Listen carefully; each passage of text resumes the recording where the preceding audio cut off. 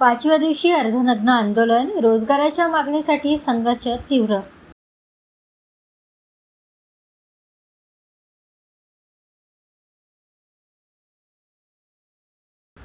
स्थानिक बेरोजगार युवक, कंत्राटी कामगार, प्रकल्पग्रस्त व विस्थापितांना रोजगारामध्ये प्राधान्य देण्याच्या मागणीसाठी रोशन हरबडे याच्या नेतृत्वाखाली सुरू असलेल्या आमरण उपोषणाचा आज 5वा दिवस असून आंदोलनकर्त्यांनी अर्धनग्न आंदोलन करत वेस्टर्न कोलफिल्ड्स लिमिटेड WCL प्रशासनाविरोधात तीव्र संताप व्यक्त केला.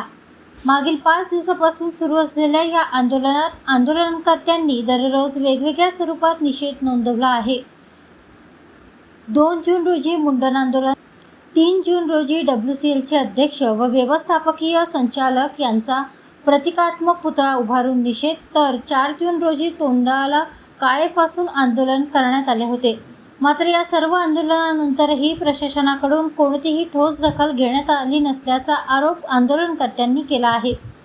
स्थानिकांना रोजगारामध्ये प्राधान्य, कंत्राटी भरती प्रक्रियेत पारदर्शकता, श्रम कायद्याची प्रभावी अंमलबजावणी, प्रकल्पग्रस्त व विस्थापितांना न्याय तसेच स्थानिक युवकांवरील अन्याय थांबविण्याच्या मागण्या वारंवार मांडूनही WCL प्रशासन उदासीन असल्याचा आरोप रोशन हरबडे यांनी केला.